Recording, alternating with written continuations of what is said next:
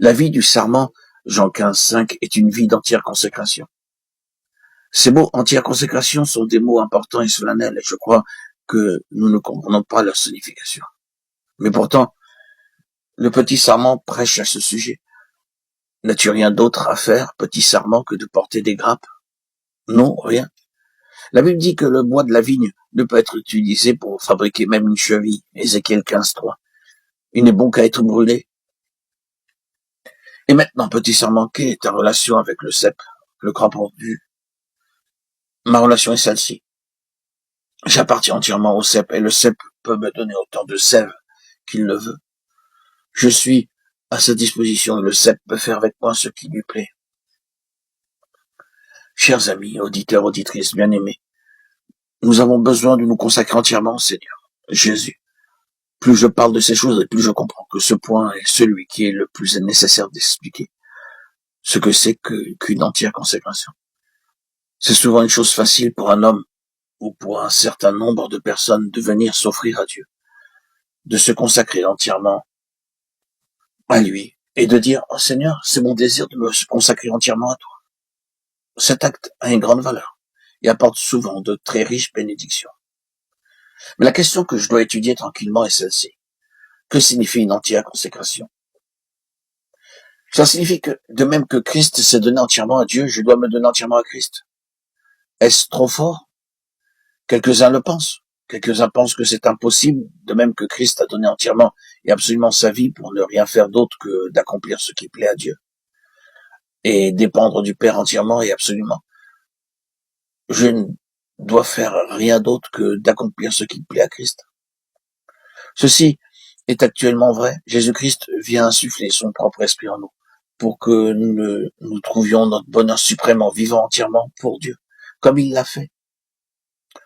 Oh, bien-aimés frères, si tel est le cas, alors je dois dire oui, si c'est vrai pour le petit serment, c'est vrai aussi pour moi, et cela sera par la grâce de Dieu.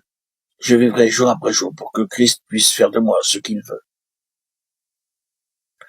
Nous touchons ici à une terrible erreur qui gît à la base de notre religion personnelle. Un homme pense, oh, j'ai mes affaires, mes devoirs de famille, mes relations en tant que citoyen. Je ne puis changer tout cela. Et à côté de cela, je pratiquerai ma religion, je servirai Dieu, cela me gardera du péché. Que Dieu m'aide donc à remplir mes devoirs. C'est faux. C'est un mauvais comportement. C'est une très mauvaise attitude. Et beaucoup de chrétiens ont cette attitude. Quand Christ vint, il vint pour racheter le péché avec son sang. J'avais ici un marché d'esclaves et que j'aille acheter un esclave. J'emmènerai cet esclave chez moi, loin des choses parmi lesquelles il a vécu auparavant, et il vivrait dans ma maison, il m'appartiendrait, je pourrais lui donner des ordres toute la journée. Et si cet esclave était fidèle, il vivrait comme n'ayant ni volonté ni désir personnel, son seul but étant d'assurer le bien-être de son maître et de chercher à honorer son maître. Et moi de même, j'ai été racheté par le sang de Christ, et je dois vivre chaque jour avec une seule pensée. Comment puis-je plaire à mon maître? Frères et sœurs, nous trouvons la vie si difficile parce que nous cherchons à obtenir la bénédiction de Dieu tout en faisant notre propre volonté. Nous serions heureux de vivre la vie chrétienne en suivant nos goûts. Nous faisons nos propres plans et choisissons notre propre travail. Et ensuite, nous demandons au Seigneur Jésus de venir prendre soin que le péché ne nous domine pas trop et que nous n'allions pas trop loin sur le mauvais chemin. Nous lui demandons de venir nous donner d'abondantes bénédictions.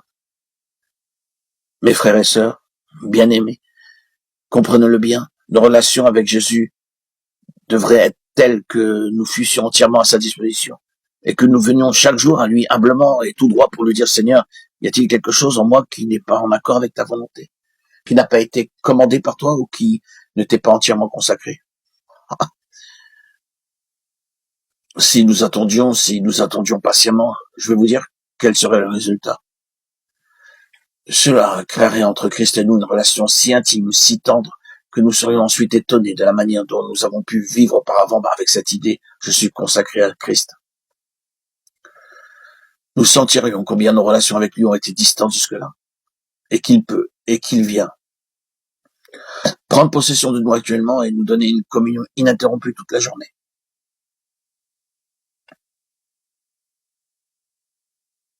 Le serment nous appelle à une entière consécration.